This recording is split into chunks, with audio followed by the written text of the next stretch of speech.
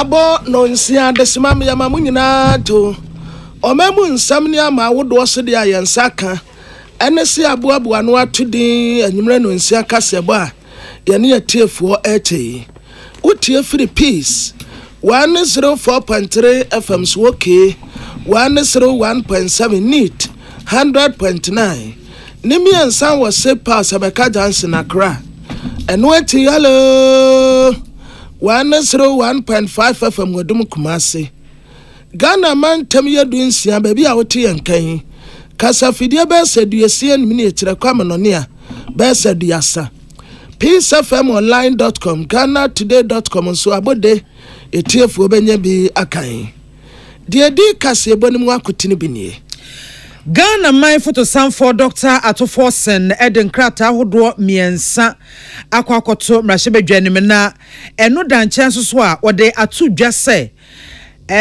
SOEs mako miensa pe ena emfiepi mienu ene aduonu enan afemu ni nyina womutimi etua eto emaban Ghana Cocoa Board, the largest loss-making company, also saw 2.4 billion Ghana cedis loss in 2021 and 3.8 billion Ghana cedis in the year 2022. Kane swafo ano hesikasem ne entutuye so wo maimu Dr. Amin Adam ede atudwa se emfiempi mienu ene aduonunum ko homasika abide ho tutuye ebeto mrahebedwanim no ensam ana swafo ndi tudwan bebre ho no mo ana chese ensia ni kra. They have erroneously churned out this wrong data in a bid to tarnish the image of the MPP administration. Oswafo no na hwe enwuma ne adansie ho nsam so no abo Kenneth Gilbert Ajeyi ede atudwa saban area taso paso obehwe ama afie ne adan a Ghana for epe bi mu atena no omo anya bi. Sanso ena foreign affairs minister Honorable Samuel Okujeto Ablakwa ede atudwa say passport fee ya abandada no page echo 500 Ghana cedis no one more eteso about 350 Ghana cedis. Ofosie yirebi mrahebedwani Honorable Kojo Ponkroma na wode atudwa se nyame ya adoba bosumi miensantem bia enyina mahode eto ebehwiri akosoro. The minister referred to it as the quarterly adjustment of utility tariff. Every 3 months, light bills will go up. Na efa one district one factory ya eni swadi no sonko abadada no edeba ye no ehon sembi epiemu na yene honorable Michael Ochiribefi ebedi ehon enkomo wei ene sankan yawodo enanwumre ya bobo ni nyina no esinkonwa edebesom na Osons Chemist ade Osons Garlic capsules eboa ma immune system nya hoode kuti anyare wanti yade anka wonto from that MTN network ne so ede Ghana fana baby MTN wo ho High Sense Ghana home appliances ya papa DCC fie no office nyina na eto free Dolphin roofing system na boda so wode wusi wi afa ho asem nyina akoda no obebo so kama budget cash and carry brew jeans energy drink 20 years still counting Raoul's Pharmaceuticals High Lady Virgin Mister Oba fitiri komu hawo fitiri kwa ema ye ebeba kama ya ka post ya Pepsodent ya tuisia no pewia enumre wo bambo sronko saji mekoya dawro mene se amansan tia me kwabena mafo ana gaganto lady ohine wa kasebo ahine enafe Mame biama kwafo Africa se bonu nsem ene Ghana photo samfo aye Dr. Atoforsen na enedua yi mrahebedwafie odenkrata hodo miensa ena akwakoto mrahebedwani mu asankrata nyina hwese eto ahodo bi a etwintwa ya kwam ema Ghana fo anije enwie wo mopeye ya wokeka ho asem emfiempi mienu ene aduonu nan akomasika no emu no wo chese wode koto mrahebedwani na womtimi eye firi hono mo na saa eto ahodo anankrata ya meka ho electronic transfer levy the air to need this e-levy no repeal bill 2025 emissions levy repeal bill 2025 and income tax amendment bill 2025 afenso was one for signed the Ghana Infrastructure and Investment Fund amendment bill 2025 eka ho afe revenue administration amendment bill 2025 and also ka ho and funds earmarked funds capping and realignment amendment bill eno so eka ho na we na first deputy speaker honorable Bernard Ahiafo wono ene tena dwam ehwe se ne fidua no dwumadie betimi akonka no de etu dwache mu se sankrata nyina womo ede bekọ akoma committee ya womo na hwe sikasem ho totoye eso na wo betimi adomu esuko na wosoafo hwe sikasem ho totoye so Dr. Ato Forsen edi nchiremu ahodo bi ebaye efa income tax amendment bill no eho na san nchiremu no deputy minority chief whip honorable Habib Idrisu ono enibisa ho asem. Amendment before us is seeking to remove the withholding tax on bet winnings. The Speaker, as part of the NDC manifesto, we promised to remove withholding tax, being 10% withholding tax that was imposed by the previous administration, and that collection began in August 2023. What we are seeking to do is to remove the 10% withholding tax on all bet winnings as promised as part of our manifesto. The Speaker, aside that, the same income tax amendment bill is seeking to remove the 1.5% withholding tax on all unprocessed gold from small-scale mining. That is what the income tax amendment bill is seeking to do. Thank you, Mr. Speaker. Ene a woti ye eye omei photosamfo honorable Dr. Ato Forsen enuanom Emmanuel Akoli ena William Gentu ene boansem ya no ebaye ya pem so de ani akyeremu ewo ensemfoforo emu na adwumedie kase bia koso won krapomponi mantem hase nam so ema wosoafo ya wo show my Ghana yesika samso Dr. Kesela Toba Forsen ekopiem wase eye chief executive officers wo meeting na na wo dwendwene ho se enterprises ahodro bia eye Ghana ban edia no ya na brano wo mo ye adwuma se ya mfaso dodo asan ena wonsa etimi ka sabi o my Ghana foto mu wotimi yi bibi kakra se wode bo wo ban o my no echi na beto odwa se awrehosam Ghana hase enterprises no wasem yensa pe 2024 ye adwumaden ya se ne aba no push wo nyina echi no ena ye adwuma se yenya so mfaso ntino ye yi kakra se Ghana kofese yemfa entumo Dr. Kesela Toba Forsen to an kasemu and what church say ya na aban te so a eba ne se aban enwuma bia no aban bo no homoden se sika wo mu hia ne eka ho bia no wo betimi aye na afa wode amu titrum ene se enkontabuo nanso we die wase wadwene ho a wonte ase kame se ne aban no guso a wo pem so na afa wo hwe se wo betimi enya nantuo bi egina so no wo ya na akwakosi fom na yenhwe companies miense ye state housing company Ghana Reinsurance Company na feso TDC Company a watch say wuka wo nyina bomu asika wo nyaye na wo yi bi edema wo man no ege 28.7 million Ghana cedis pe na minister to aso a kire say institution bi to say ECG Ghana Cocoa Board Great Kofuo wachira se ka twitwiri die pebusua asewene se ka kire wo chese wo ntimi kura enyamfa so mpo wo mo brankasa enti pass enyamfa so na emom yeyi bi ne de abo oman na chibra no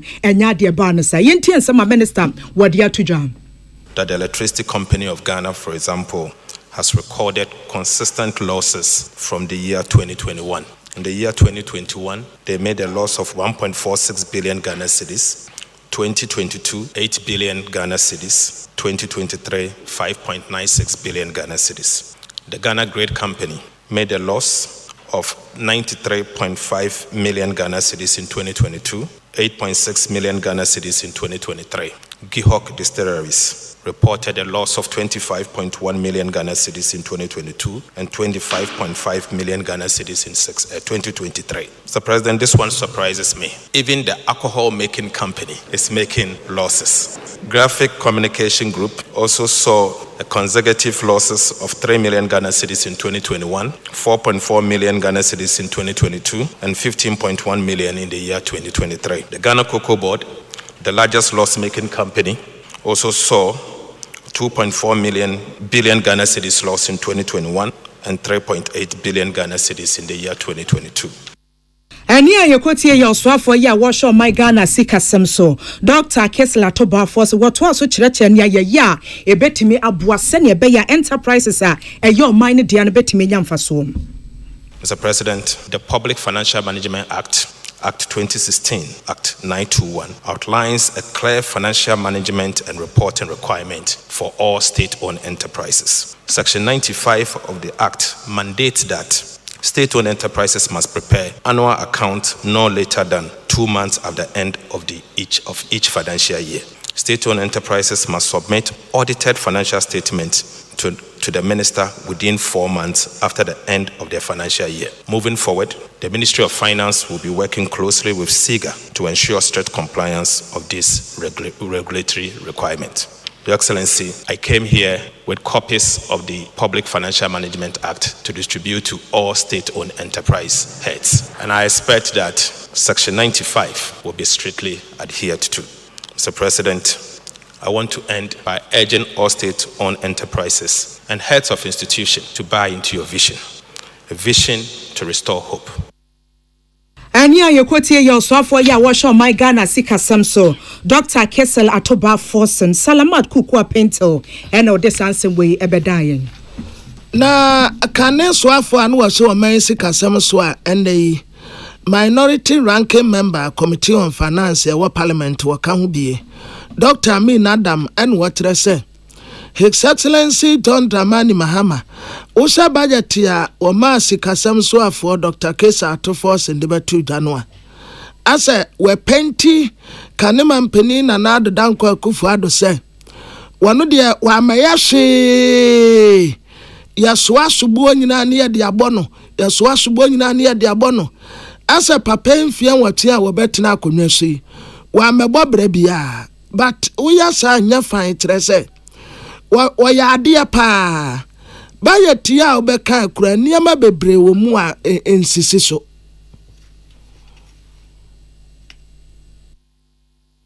This carefully crafted strategy has been pursued right from the president himself during his message on the state of the nation and repeated at the National Economic Dialogue. The 2025 budget was, however, going to be the vehicle for confirming what has been perfectly rehearsed, crown the narrative by putting data to the unfounded claims. We have been vindicated, our intelligence has been confirmed, and the minister has done the hatchet job. The government, through the 2025 budget statement, churned out fiscal deficit on commitment basis of 7.6% of GDP and a primary deficit of 3.6% of GDP. This would imply, if you look at them on their face value, that the NPP administration mismanaged the fiscals in accord with the intentions of the NDC government. In fact, an economy with such strong revenue performance and expenditure controls, as we have seen from the data the minister presented, cannot produce the kind of elevated fiscal outcomes the minister announced. We see a lot of contradictions there. And this, we are very confident, will be exposed. But colleagues, this is where it gets interesting. They have erroneously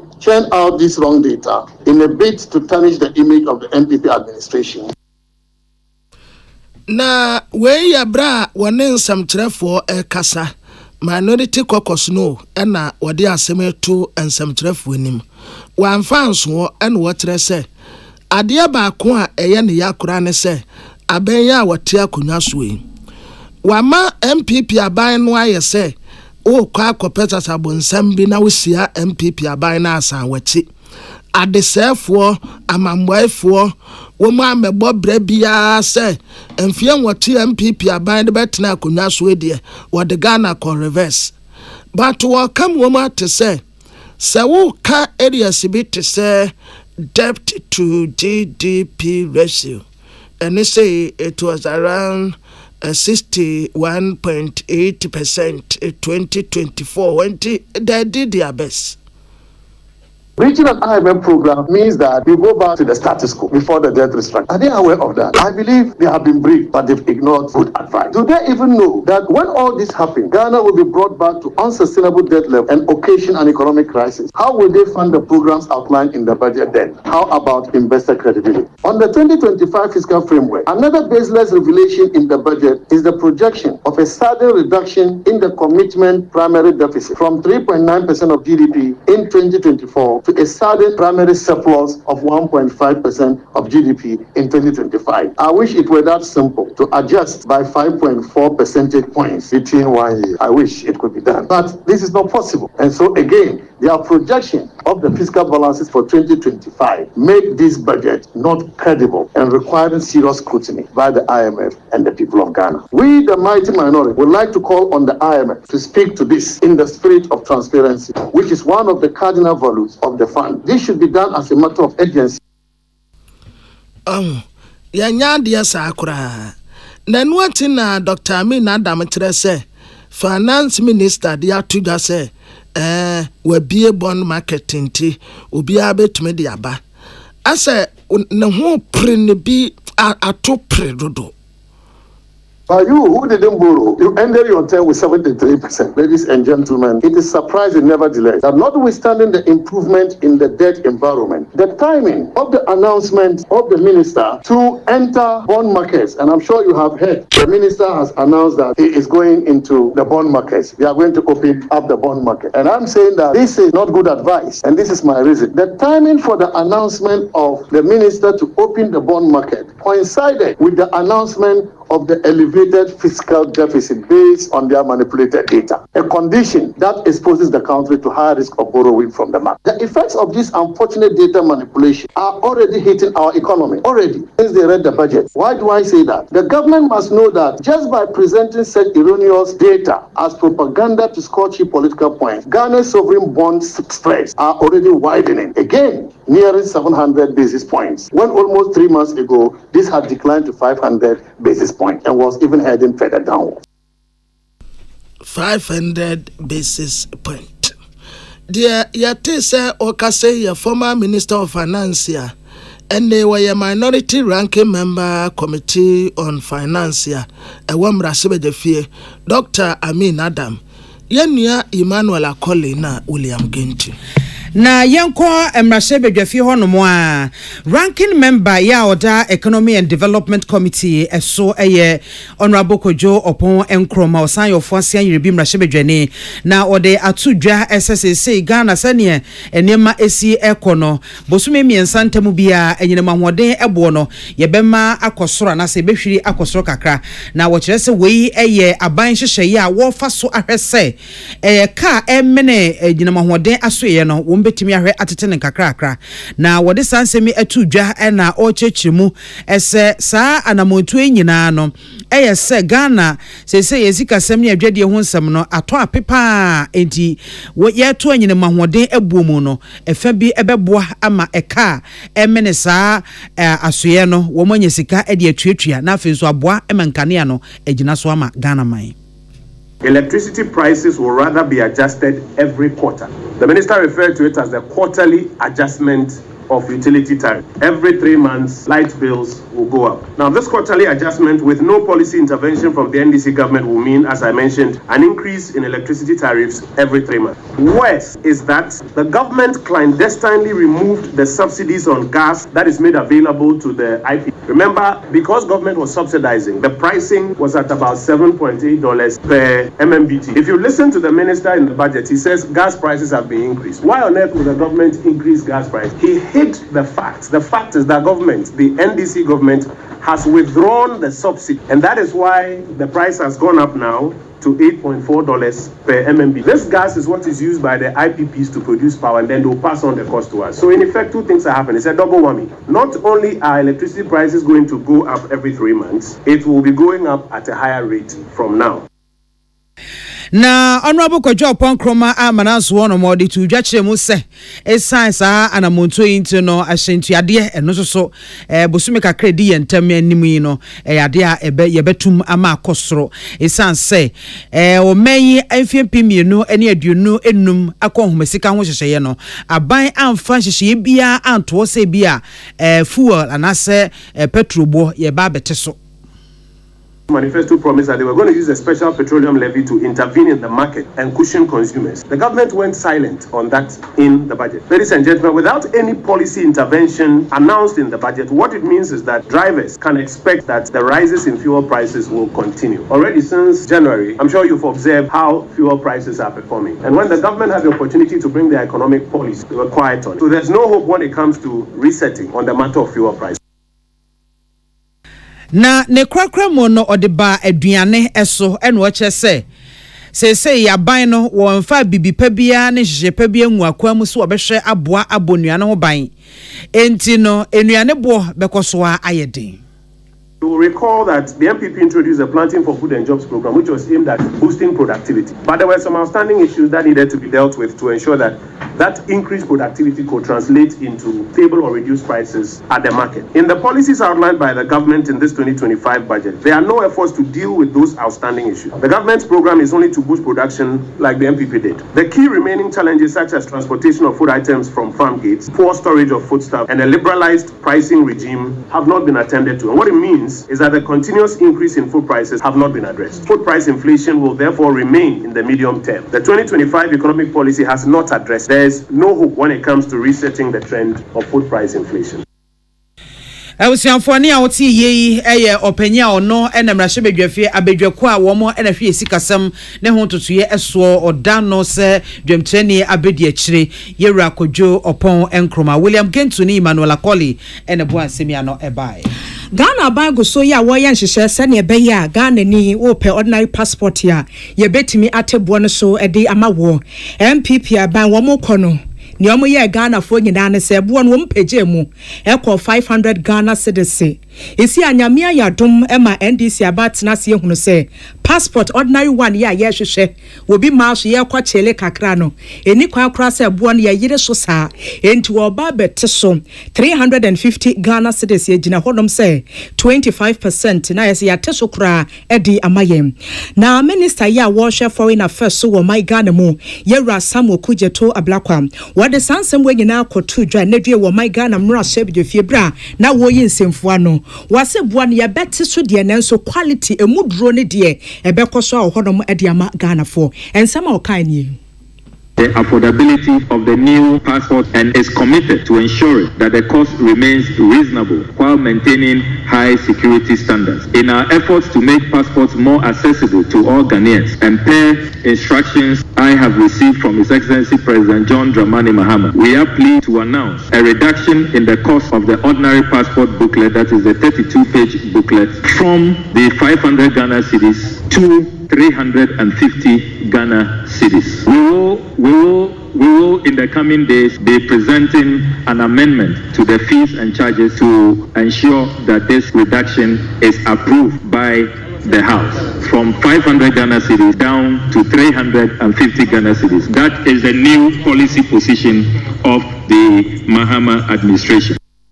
Eni ayekotie ya oswafo ya washe foreign affairs nsem ye Rasam Okujeto Ablakwa na asama oto aso de tu dwane se si an ministry no guso a wo ye nhyehyeye ya na passport bi ohodmo a ye friend emergency passport bi ana putupuru asem bi esinti wo hia passport wa wo betime die tu kwan bi te se medical emergencies no wose nyina na aban no guso a wo ye ho adwuma enti akoba ne se wo hia bia sharp na won se timi aka wo de.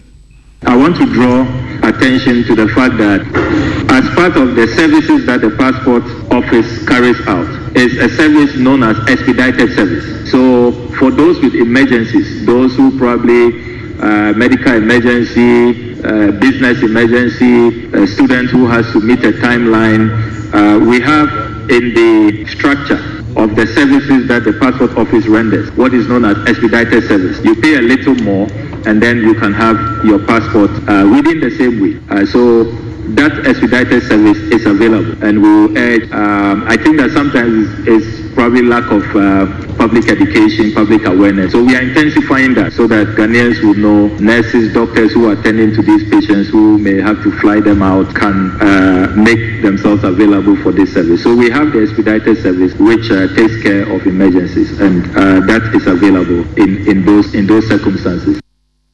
Ani a yekotie ye wosoafo ya wo hwa amano ne ensem yewra Samuel Kujeto abla kwantino services na wo ka ho asem wo kire se ohonom na da uboni hye danto amanfo tiremu nti yenim na sisi an wo ye nhyehyɛ se ne be ye bete ho asem na afi ye nyina ye de ye ho agemu bi William Gento na afi Emmanuel Akoli amane bono no Ghana Real Estate Developers Association Grader Ana womanya new National Executive Council officers for grader for entiane womuye breakfast meeting ya na womudi womo tena konyaso etifias moderator so say building the future, strengthening leadership drive for sustainable growth in real estate industry. Na said media yasina Minister for Works and Housing Water Resources, Honorable Kenneth Gilbert Ejay, Ebo Grader for Abaso say, Womaya dear papa, Womayi titre, Womaya kokrometia wusa hubopa enye ye, Umaya diankasa, say Bano say a dance ya, Sisi ya dime bebre, in create jobs a member bunubinye dumanye, a dance wa wumusi kurana bua fofo. Nesa winti aban when we say grader for nkofo bia asa usa kokromotie ho abopo enye yenti oni wo mo beto abasakom na wo masi adan ye bebrebe ne bo wo fom obia betumi anya ba bi de ne tiato. The real estate sector is a key driver of economic growth and development in Ghana. The sector provides shelter, creates employment, and generates business opportunities for millions of people. Housing in particular remains a critical pillar of our national development agenda, and I commend Grader for its continuous contribution toward meeting Ghana's housing needs. His Excellency President Mahama's government is steadfast in its commitment to address Ghana's housing deficit through strategic partnerships with private developers, as outlined in the government 2024 manifesto as in the NDs. We are committed to promoting the construction of low-cost and mid-market housing with a special focus on public sector workers. Dear Yate say Okase, Minister of Works and Housing Water Resources, Honorable Kenneth Gilbert Ejay. Na nidieti na National President ma Grader etrese konfuboni a watra ya afo ho ama konfupa beto no yenyina mo na womu aye adwuma de Grader abeduru baabi a wono nso aba beto aso de womu ya konfupa womu ya ade pa na baabi a womu yeduru ye no wonso obeye bi ato aso. Eku penifo dada na ebetwem koye no maye bi enti ye betoa de omo aye no so na ya hyemukina ene se senia eku members betumi anya abobusia ensumu no wo fam na edua ye adwuma senia edan bo bebe fam ene ye baako to so mienu asase bo edin enti ye ne aban eye nhyehyɛ se obema ye ne nsase ni bi na wama ye mre na edi atua na edi asidan ama aban enyuma efo a edan no bo ebeba fam enti nneoma mienu wei na eye bota eda ye ni so de ka ho no ye se ye bebie ye cool membership no ma nkrofom won chen betumi ajoin abekan ho mbekan ho a na ye betumi ahwe omoniye so omo abonten a omoniye wontumi nkɔhwɛ omadim. Dear Yate say Okase ye National President ya Oda Ghana Real Estate Developers Association ano ye nia Henry Akwasi Minka. Kwanchirefo penye wono ne da University of Ghana Pan-African Doctoral Academy ano pada Professor Collins Bedu Ajumai ede atudwache hia se yetimi etete ehwehwemu fu ahodo pi se ne ebe ya betimi aboama ebibiman ya bakosemu ne nimdi ahodo wo se ensa eka ne benya wo mo ebeyemu ehwehwemu ene ade na wodi tudwache mu se wo mo a etro wo mo doctorate na sefo wo mo ye ehwehwemu wo mo a ye nwumasuamu akwankyerefo ene ade nyina na ho behia se wo mbetimi enya suahunu ahodo e wo saa ne manumu na timi aboa ama Ghana soso yakoye nipa ne Professor Adwuma Akan nyina ene se sei ye nwumasua ahodo no wo ma wi ataso pa se wo mo ebetete enipa mo ma ba be ye abenfo na afenso no nimdia wo benya no wo ma dan wo ho e de ababoa omayi edi saa nimdia no wo mu hia papa na no no che se pada wo mo eto na mahodo pi se wo mo so ebe ni wo betimi e de aboa ama saa ni so ade hu na wo mo hwehwe no wo matimi adru ho na wo mo ye bibiti se bia nche dwumadi ahodo wo kasa dwumadi ene ade na afenso no mabunu bi ho no mo fa wo mo e de wo mo fa entity ahodo mu ni nyina eye kwan baako a wo mo efa so na kwan ahodo a wo mo efa so na saa enimdifo a wo mo ebe ye hwehwemu e wo niema mu ene ade no yensa etimi akapi Africa Ghana yewo how bebre na adisua eye kwan baako a ibetimi afa so ama hawa horo a yewo ibetimi asia no na adisua nyina muhine ene so bibesia de a bekase okodu nyame ani wawie ni PhD afi wenya abodi nkrata friend say we doctor of philosophy wenya sa abodi nkrata ne bi na enya abodi nkrata ne keke nemom enieme ewom entity a yede masafo no na ma watumi ahwe nneoma ama ede yedie abrete memofo enti nhihye bebre ho yede agu akwan mu a yede boa won a ogi saa suapon entity ya etisi wa Africa nyina enkanka West Africa ye ma won tete ya ne awusua no betimi de adijuma aboa Ghana enye adisua a wose mesua no certificate ntimi nyahwe etiniti atwamu a ne se Ghana yehia won a waye research up to that level ne etumi aboa bibia ye enti epese ye boa na ye training nipa bebre na omo research capacity no ekoso na Dr. Adwuma aside to Jana o tumre akyeresi se ewiemu bi a ekoso emfiempim mienu ene edu emu efa adesua hodo e wo University of Ghana de dipefe ese wohwemu a Ghana ha sei PhD holders no wo mu enru ha mabupen aduonum na chese saa no na hu behia se wo mu de nhye begu akwan mu no matimi atete maburu no bebre na wo mu kwa do ese uwie u degree wie u masters ne ka ho nyina no a ukon bedo se oba kwa ye PhD na tumi aboa mo mafa so ama enwumasua mu no o men yetimi anyini na afenso no yatete emaburu no bebre wo hwe mfie mpim mienu ni du University of Ghana say one or PhD and now one from doctors I so mo tete da chinchiri man percentage na less than 50% enti na chese wo hwe ye nimu a ebinum be retire enye den a ebinum timi yare ena mo mfie enti na wa free mu it is wo hwe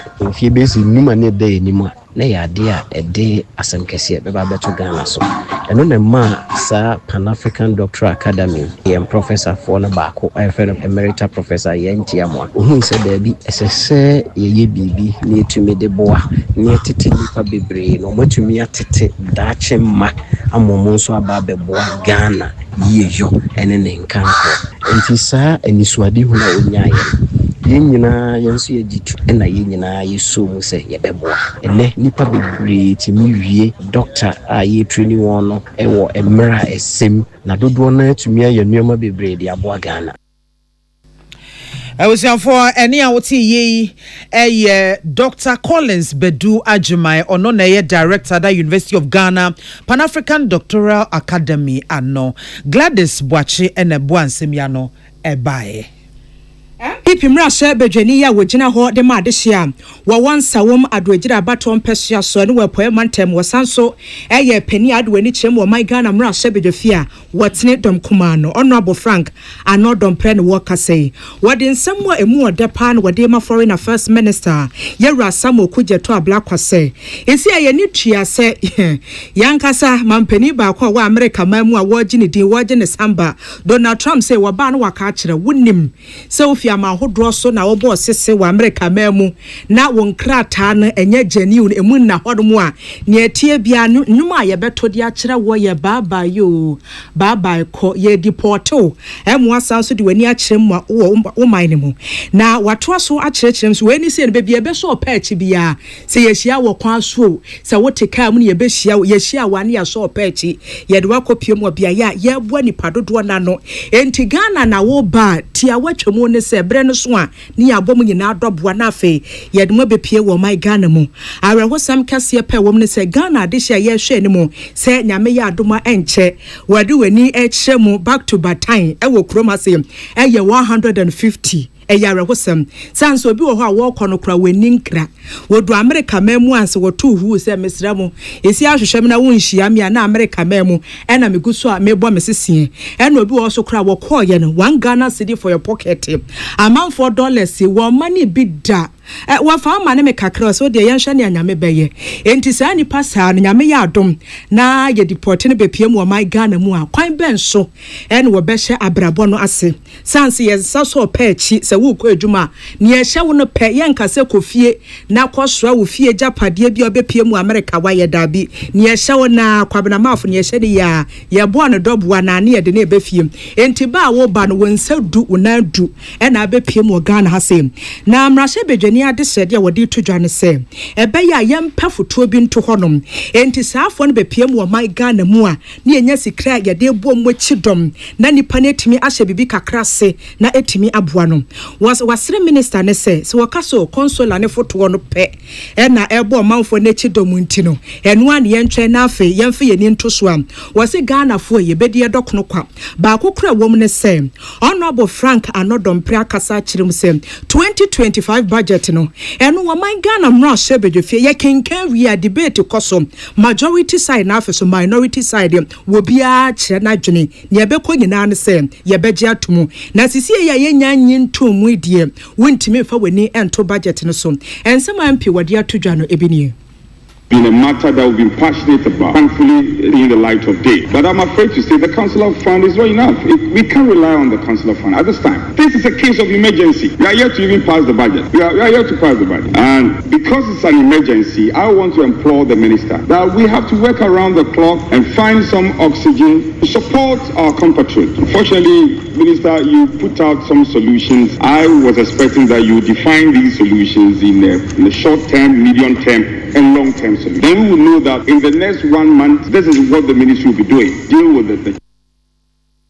Ebusia ani a yekotie wono eye MPP mra sebedwani ya wogina hode ma adehia wo wansa wom adoagira abato mpesua so wepoe mantemo wode wani kyem parliament o my Ghana mra sebedwafia wono ena dom kuma no wotene wo mo Frank Anodompre William Gentu na afei Emmanuel Kole amanebo enono na Western Regional Manager National Health Insurance Authority Owura Kwamena Techi ata ana wakase na Western Regional Health Insurance no womo ye annual performance review eduma womo ye 2024 baby omo ye ade baby omo to sini said ye be ya omo betumi asem kena watese sa wo kan nyina bomu a well it's not too good but it's not bad as well. Womu ya dia de umbetumi anu mu ye na tananye se kakra ho no mu a baby te se communication network na nya kura bi ya poor afi ya kwan ya umbefa so komiamia hodo akoye aduma akwan bebre nso nye eba no internet ya eno nso the same thing but oh no womu ya dia biare tumna wako hospital mbra no ho ododo no yeah na nuatina Owura Kwamena Techi ata eto aso no wosre ayasa bia hodo ne se esi ase enkofo ni nkranse bia se obekwa akwaje health insurance no ubisa no a ade na nkwaje ose o ekura okwa the same thing no mbeka kirewo ekire duro we ma wa we health insurance nkova health insurance nkova enti ade ne kura mfaso esanse ka wo bebo no eno no waka cha ya sabia hodo ne se wo munya asa ade ne kind CCR night they call hospitals na yan members are working the health insurance cry work hospital na origin one sika bebree ho on fanu kwem dan call the watch in America chere Mr. Afane there one bombaze no mo one na yenti ama wo hospitals no na won kwhwe hen members in so bi wa problem bi a waje ni sika na waje yimpa ni sika what aman because that is what we are supposed to do yempede nkrofo be ko hospital na obajeje won sika obanda ma yimpa ni pone card no wa onye pe de obakwa renew card no nti dem kokona na mazere bome staff no hospital na foto amede ba ma hwan de sa hon wonyi ho a nyenso yenyi ho a wonso wonyi ho. Dear Yati say Okase ya Western Regional Manager National Health Insurance Authority Ora Kwamina Techi ataye ni apia dankwa Rock FM. Na enyumayefo mu ye adwuma ewo Environmental Protection Agency wo mo akasa de nsembia todwase niema bi ekọ chew ya so wo mo ankasa ho a niema ebesei na ni nyina efa CEO foforo kra ya waba Professor Nana Amakluche ya wono eneda Environmental Protection Agency adwumako no ano wo mo chese wa sha ase ya wo fa nipa na kwan ya wonam so wo fa nipa no wo mo chese emu awirem kakra esanse aban nanu ya na aban nyumayefo binum wo mo contract ne ade aban etwamu ya wampene so ama wo mo antena nwumamu na ono so eba be fa ni papofure na chese ye wo masum na pa na no na ora Yusuf Ibisa ya one president eda Senior Staff Association ano ewo EPA oni peace kase botwe nkomo no di tudwa chemu se agency no wo mo hyehye ye bi ene se ewo se Public Services Commission wo mo na musini ewo ho na EPA board so ewo so mo ho ansa na bi ompese wo mo fa ni pafoforo bi a wo matimi afa nzuwenum nyina eni ho na ye maame Professor Nana Amakluche wafa emrasha nsem na wo fa nipa yentie se ne nkomo no ekoye with the government's termination of appointments and then saying that there are no funds to recruit. We were not expecting the new CEO who has come in less than 2 months will start a recruitment process. We are not against her or we are not against recruitment. What we are against is the procedures you should get recruitment. The amount we say we are talking about our promotions, which are well overdue. And also Public Services Commission is untenable. And by law also for any interview to be held, you need Public Services Commission representative on board. And by our own processes, you need the board of EPA to be constituted. But Public Services Commission is not in agreement with us to go ahead with any interview or any promotion as per or no communication to us. And as we are talking now, EPA does not have a board. Na we no chese wuyi ono ankasa ni PA anase ne personal assistant as they say wapeja ne mo amani dibre akoye no acting deputy director of EPA ewepoye mantemu esi nchen ya Professor Nana Amakluche asanso ebie office sonko aya office foforo ya watu this project and revenue mobilization department no ode ahye EPA adwumani ba ko no kra de wakwa ahomegye mu recruitment in the near senior staff position be or the retired staff. And you will be able to be a person the na say amount for retire and a conya better homa amount for 2 years the equation. Now if you retire 2023, now see as a retired staff as the personal assistant and what department for her project and revenue mobilization department. I know you're doing Hawaiian. If it's a Nipa here, I can once a week. Would be 37 years to Environmental Protection Agency and the answer is in the way now to me, I don't 37 years now. I want to me now. What I tell you, which me I'm my na ne krakra no na ye bisa senti no saa ne mai nyina ekoso na dien na motimi aye ede afa na yera Yusuf Ibisa ede to pieces and for enim se Senior Staff Association a womo ewo EPA womo ne Public Service Workers Union na fe EPA ye division no na womo ahia ya womo chese enche kra womo ne nyumaifo nyina so ahia enche womo de krata ebeba abonten EPA, Senior Staff Association, and Public Service Workers Union, EPA division. Now, a meeting, a neighbor na a meeting, and near the Sansa when at home. And someone has staff here in general, I say, training in a Hukata, so not timelines also no, the account. Let me say, a name PSW Mother Union should be one bobo. Now, say, a quiet at the fashion, the fashion. Any I would see ye a president ya or no and the senior staff association or more EPA and no or you and Shisham Cassia Coso Tamale no way to feed the Montemo. Nani and Penny for Kenyan Anna said Tamale ne Hajane say, a human sacra ye Jumedian into to what more, ni Paduana to the Biobe Catchero, says Sia cried the Insun Tontino, baby I was say, after was so a tardy woman for UK, FCD on Penny for the two of Boasia, were yes, and Shomu when so and what they are 2 dry watch say one more bow my Ghana and penny for chidom sanya beya will bet me did you media Cassia project Cassia pa Tamale urban resilience project what dear Bania fe etimi abo addition chidom now one aya asoya was show my Ghana sanya and kronkuma amemu punto hunsem esiti na afeso ahensem esi atie a European Union delegation to Ghana na afeso Frank Development Agency ya was share EU Ghana Smart and Sustainable Cities Program no asem 2021 kwesi 2027 na mpani for dia to dry watchless ansa na dwumedie no wombe fitia se kra na afi womodi kan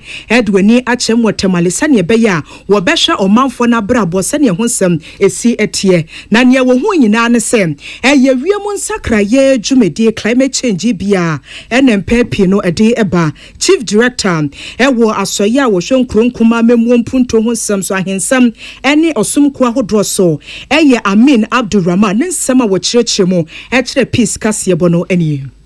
Urban development is so key to us as a ministry, and indeed, you mentioned the Tamale project is one of our focus areas and our priorities. That we think that AFD should be able to assist us to carry on with that project, especially when we are aware that the large part of the north is being affected by climate change, and so we have incidents of flooding and all other effects. And so we believe that bringing on board this program in Tamale would probably facilitate in the development or construction of storm drains to minimize the impact of the climate change in that area. Additionally, there are other communities across the 5 northern regions and even part of the middle belt and the southern sector who are equally affected. And so we believe that subsequently we should be able to also upscale it to other parts of the country. Ani ayekoti wano ye Chief Director Adema Asoya washo kronkuma empunto ho samso ye Amin Abdurrahman nensam enono empenifo kan wasam semiko mankebi yemfa nka semtino Country Director Adema Friend Development Agency wono so kasaye ne dia wode to dwa nyina na se dwumedie ne die won beta echi wo mofemu die on betimi ayebia say no penny de to dwa. So far together, you're really a STEAM ministry for us with high skill and qualified, and I think we have this dialogue of sharing visions, specifically with all the challenges that this world is facing and that Ghana is facing as well. And I think that from my perspective, it's been really a common and mutual beneficial partnership. And this is important to say because at times collaboration, partnership are done a different way, and I think it's the idea is to really further on this dynamic. So maybe just a few words on the AFD, because but maybe I don't know if all your colleagues know about AFD. Long partnership facing all the project we built together. Ani ayekotie wono ye Country Director Edema French Development Agency. Abdullah Dasmani enansemi wade esomoye. Na emra sebetenia wetirama adese wa sense out wono anso na kane no waye so afo a wo se wo meye adesua so na bedi etire Honorable Reverend John Intim Forge one ye nia Odum Prince Linford enkwa FM kasa and what I say o se 2025 budget ya mampeni John Dramani Mahama man sika samso afo beka ye no ba kubi be mu a anya ne da kura se asamre members duma wo mu ye pa na twa budget ma wo no mu a 100 million Ghana cedis de isha we say ye ya ye dia today ɔmanfoɔ ɔbaa bedwa wɔn mu asoma na assembly members sika bebrebe mu antumi amfa anya hwe wɔ ha sika ni shakura nti wɔn pɛ bi nka ho assembly members do work Ghana here which 100 million ma wo mu a say no bi abenya and so the politics no it's not just about say o ko kan bibi ni abo say mama wo we have been pushing say yam pay for to be a development fund that one the dem assembly members bi asaje na fa ko impunti o electoral area and no na ye policy alternative one ke ba mu a ke be dey ma assembly members na ba ya also with the 100 million check and see the number of assembly members I sense out in Kwano there were 25 elected assembly members and there were 11 appointees and no cry 36 now if I multiply the 276 averagely there and you see sir who divided that number by the 100 million now one locate here and then what they it is rather going to bring pressure on assembly members. Dear yete say okase your friend Honorable Reverend John in Tim Fojo na enu atin wa kire say o Women's Bank no kura skanisha 51.8 million Ghana cedis pe esakura we udi bie microfinance and credit union kura enso na sa sika we ya wose wode be ye Women Bank no esakura one of promises over the women bank. And my manager said, "Oh, yes, to Mama Hama, no bar, baby bank." At the time, I remember finance minister, I can say, so which me be banker. You ain't the minimum capital requirement 400 million. Oko count budget or the allocation or the Women's Bank 51.8 million. How many years will it take more to be a visa bank? Another 10 years granting to me, but that was not a promise to the man, promise or the man won't say, why I'll be Women's Bank. I don't need that so I'm not your mom no mouse. See what that what that why woman 419 or baby or talk about the man not when that's so say or about the yes can be a see no why 419. Nanuatina or Katra this year war a sense out to say Umunya Butrena National Cake will be a Benyana Chafa. Yeah, the soon be the Mamudabri. I don't know 111. It's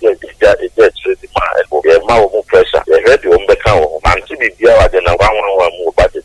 But me when you say a sense out to be we are possible. I painted one. I can say the infinite won't be about the complete Dr. Bamian buyer. When the my moment, a man in Kevin Sudanamon, 2 years to be a bit the pressure to almost.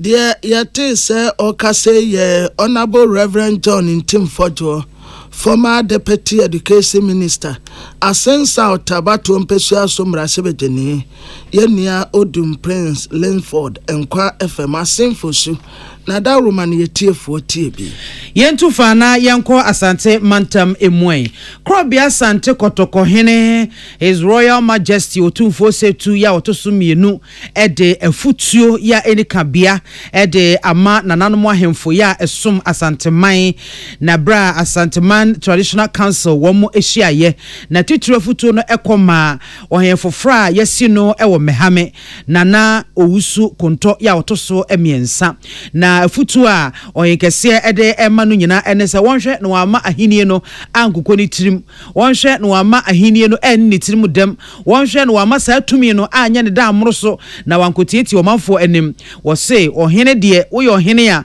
enise ubu manfo anim tia wo sa wo ye ohene a obra wo ho ase na wode nsini anam eye adwumaden sa wo beboa ama ompotamu atumpon na wo manfo atimi anya hoto krobia sante kotoko hene ebo no kokko ese mo fa no nkonko hye ade bia etia mmramu se galam se wo behwe se wo hene di mufa aha se ye bunua akoton wo hene nie ye etu anwa akoton wo hene nie ye yese wo hene nie o se da bi wo hene de e so wodi huni papa se be ya o manfo nso so ade obuo ne anidie ebesom wo na krobia sante kotoko hene esan de futuo yi ema no bra asante man council Traditional Council no wo mo ekwa asetena na wo mo fa so ede mehame hene nana owusu konto ya otoso miensa esi akonwa so eno wode adesede to nanim se ade ba ko obese no eso won hwemmoa na ne manfo enimu tinti man pa eye enkabomu ene asumdwe Amenana ni hu se ne maame efiri ne nsam on na de na band ye de akonwa no wo kro no onhwe no de na osugu ne yemu anti ye no wonye ma ne hu se entesa ati ase enti wo se wonye ma ne maame ne hu se na entesa abusu apanyin wonso na ada no se de be ya abrowa ne ba nyina wonso be kan abomu kama ase de mehwehwe eya asomdwe wo mehame se kro na che achame wo se ahono akwa ahafo ya na omu referee ho se ha ne wo enso da no ikra ya ti ahafo ya house na akofom na me dwendwere ho na enso mo mbebe den madwem ho division council no an manage ho na enso me na ma akwa se mo nta ho sa ti ka je se wo be o meye mami hu sa ampa so obetimi aye no be ko be so aye no ti ko ye no be o mami hu sa fe de won so o ye Province aba no dia but ya say no mini ade kra no ne me ye nti ne braba sum ye ne fa bra na enu achi a wode eto wo monim se wo hwe moama asumdwe ne nkabomu enkoso no ewieye ena nana owuso konto ya otoso miensa so ede asede piesie ema krobia sante kotoko hene do tu fu ase am do twe dem kwa ase se minya ni madom ene humobro a hu ye de ma me se akunwan wo de hye mensa menko ne nyina kwatena so e ma hoho a na me hyene ne wonyam e wo de aye ma me do mu bia ase abusua ko omu support me omu a no omu support me ye omu hu omu mu a ni ti do na be di machi se omu pese me pro abanwa no mi omu hwamo na mesiro mu so mu nyina antamachi mo obi antena ye nyina yempe